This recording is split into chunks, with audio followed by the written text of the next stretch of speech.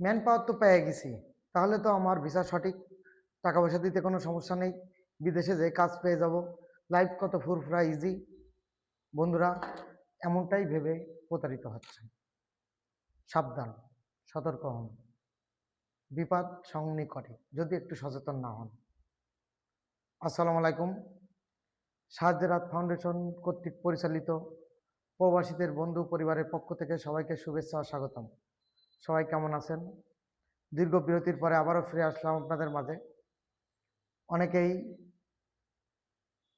বুঝতে পারছেন অলরেডি আমার প্রথম শব্দ উচ্চারণ দেখে যে আমি আজ কোন বিষয় নিয়ে আলোচনা করতে যাচ্ছি।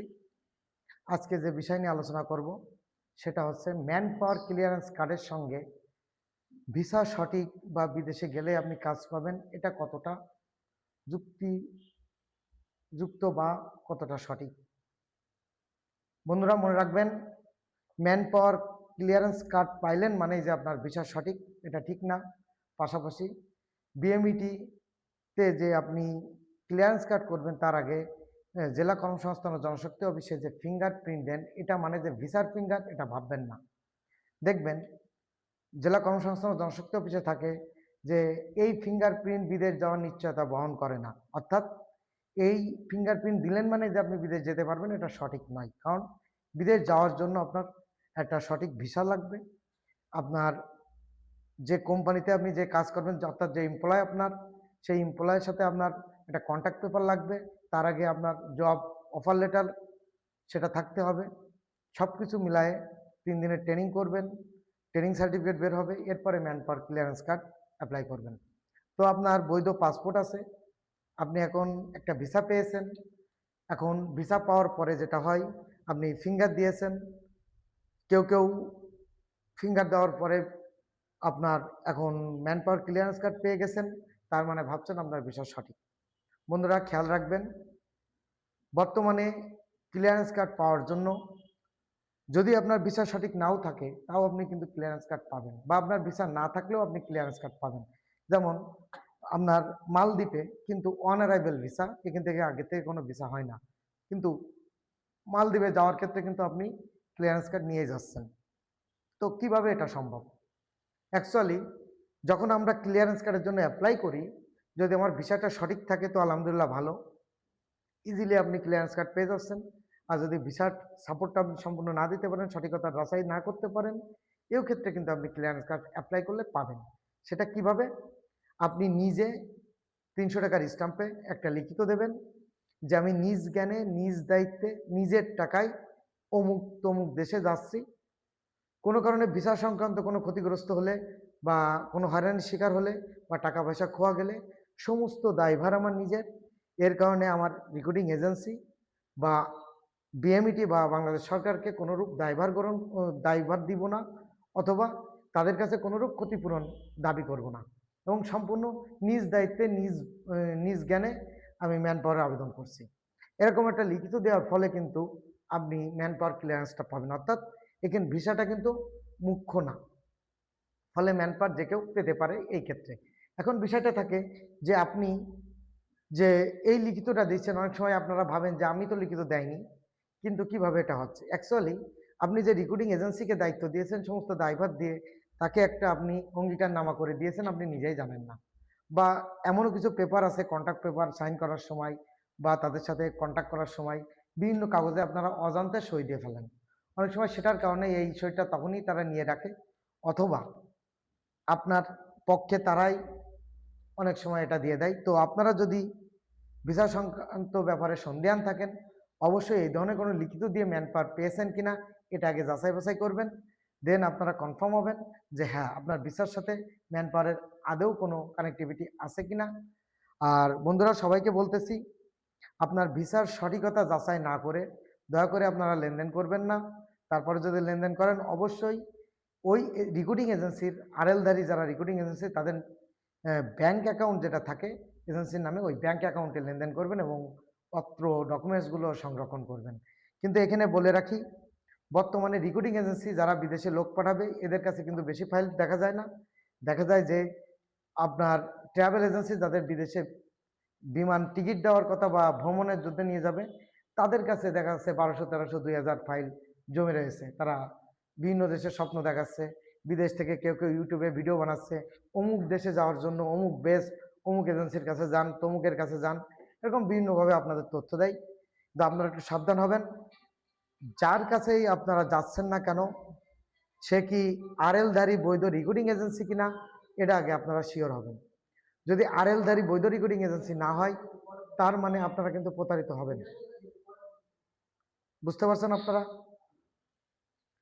তো সংক্ষেপে আরেকবার আমি বলি যে আপনারা বিদেশ যাওয়ার পূর্বে যদি কোনটা সঠিক আরএলধারী রেকর্ডিং এজেন্সি এটা না চিনতে পারেন, তার জন্য আপনি যে ওইপি প্ল্যাটফর্ম, যে ওইপি প্ল্যাটফর্ম নিয়ে আমি বিস্তার আলোচনা করেছি, এই ওপি প্ল্যাটফর্ম যদি কেউ নিজে এখনও লগ ইন না করে থাকেন, আপনারা লিখবেন employee.oep.gov.bd, অর্থাৎ গভর্নমেন্ট ওয়েবসাইট, যেটা আমাদের ভিডিও ডেসক্রিপশন লিঙ্কেও থাকবে। তো এই লিঙ্কে আপনারা লগ ইন করার পর ঢোকার পরে দেখবেন যে আপনার ওটিপি দিয়ে লগ ইন, অর্থাৎ আপনি যে মোবাইল নাম্বার দিয়ে নিবন্ধন করেছিলেন এই মোবাইল নাম্বারটা এখানে দিবেন। দেওয়ার পরে 6 সংখ্যার একটা ওয়ান টাইম পাসওয়ার্ড ওটিপি আসবে, সেটা বসানোর পরে এই আইডিতে ঢুকে যাবেন। ঢোকার পরে বাম পাশে দেখবেন 3 লাইন, অর্থাৎ 3টা মাইনাস দাগ পরপর আছে, উপরে মোবাইলে যদি হয়, আর কম্পিউটার হলে সরাসরি এটা চলে আসে। তো এই 3 লাইনে ক্লিক করলে আপনি দেখবেন যে এজেন্সিস, রিক্রুটিং এজেন্সিস, ওখানে ক্লিক করলে অর্থাৎ আপনি যার সাথে কথা বলতেছেন তার যে কন্ট্যাক্ট নাম্বার, তার যে নাম এবং অ্যাড্রেস, ওখানে আপনি সেম আরএলধারী রেকর্ডিং এজেন্সির ওই অ্যাড্রেস, কন্ট্যাক্ট নাম্বার এবং নাম মিলায় দেখবেন যে সঠিক কিনা, নাকি এটা তার নাম ব্যবহার করে আপনার সাথে প্রতারণা বা হয়রানির একটা ক্ষেত্র তৈরি হচ্ছে। তো আপনার সচেতনতা, আপনার একটু বিচক্ষণতা আপনাকে সেভ করতে পারে। পাশাপাশি একটু সতর্কতার সংকেত, বর্তমান কানাডা, অস্ট্রেলিয়া সহ ইউরোপের বিভিন্ন দেশে, এর ভিতরে রয়েছে আপনার নিউজিল্যান্ড, এই দেশগুলোতে হোয়াটসঅ্যাপের মাধ্যমে বিভিন্ন স্ক্যাম তৈরি হচ্ছে। তারা 5 লাখ, 7 লাখ, 10 লাখ টাকা কানাডা, অস্ট্রেলিয়া, নিউজিল্যান্ড এইসব দেশে পাঠাচ্ছে। এই ধরনের বিভিন্ন প্রতারণামূলক বিজ্ঞাপন দেয়, অনলাইনে যোগাযোগ করে, অনলাইনে টাকা নেয়, অনলাইনে টাকা নেওয়া শেষ আপনাকে আবার ব্লক দিয়ে দেয়। তো সবাই একটু সাবধান থাকবেন। পাশাপাশি Belarus, Cyprus, Serbia, Kyrgyzstan, Ethiopia, Vietnam, Cambodia, Laos, মালদ্বীপ, আজারবাইজান, কঙ্গো, মলদোভা, তারপরে আপনার ইউরোপের কিছু ছোট ছোট দেশ, আফ্রিকার কিছু দেশ, এই দেশগুলোতে অ্যাকচুয়ালি স্টাম্পিং ভিসা, তারা ই ভিসার নামে আপনাদেরকে অনেক সময় হয়রানি করে। একটু সাবধান থাকবেন। কোন দেশের ভিসা প্রসেস কি, কোন দেশের ভিসার প্রক্রিয়া কি, এক দেশের ভিসা আবার আরেক দেশে দিয়ে দিচ্ছে কিনা, ইত্যাদি বিষয়ে আপনারা একটু সচেতন থাকবেন।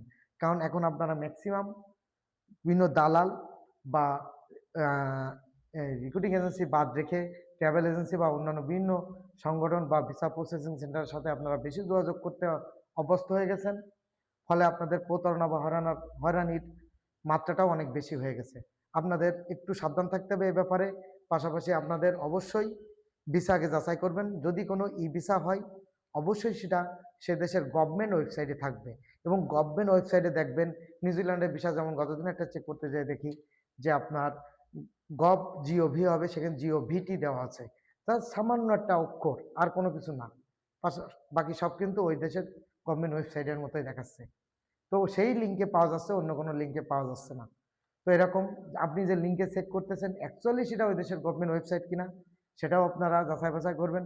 বিস্তার যদি আপনাদের এর সংক্রান্ত আরও বেশি তথ্য লাগে, সরাসরি আমাদের অফিসে যোগাযোগ করতে পারেন, বা আমাদের যে ডেসক্রিপশন লিঙ্কে আমার হোয়াটসঅ্যাপ নাম্বার থাকে, সেখানে আপনারা মেসেজ দিতে পারেন বা আমাকে কল করতে পারেন। প্রত্যেকদিন রাত 8টা থেকে 12টা এই টাইমটা সরাসরি আমি আপনাদের সঙ্গে কথা বলি, এই টাইমে ভিডিও বানাই, এই টাইমে আমি আপনাদের সাজ্জাদ ফাউন্ডেশনের পক্ষ থেকে ওপেন ক্লাস নিই।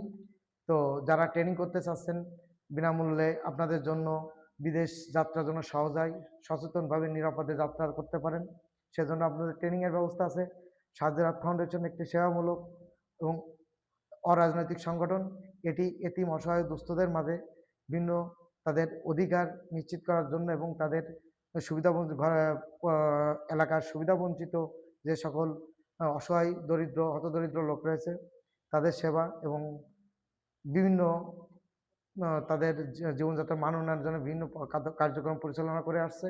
সবাই সাজ্জাদ ফাউন্ডেশনকে দোয়া করবেন, আমাদেরকে দোয়া করবেন, আমাদের সাথে থাকবেন, সহযোগিতা করবেন ইনশাল্লাহ, আমাদের জন্য দোয়া করে। আর পাশাপাশি আপনারা যারা সাজ্জাদ ফাউন্ডেশন থেকে এর আগে সেবা নিয়েছেন অথবা প্রবাসীদের বন্ধু পরিবারের পক্ষ থেকে যারা সেবা পেয়েছেন, আশা করি তারা পূর্বের ন্যায় সামনের দিকে কোনো সমস্যায় পড়লে আবারও তাদেরকে আমরা সেবা করতে সর্বদাই অ্যাক্টিভ আছি। আমাদের জন্য দোয়া করবেন। সবাই ভালো থাকবেন, সুস্থ থাকবেন। আসসালামু আলাইকুম। ঠিক আছে?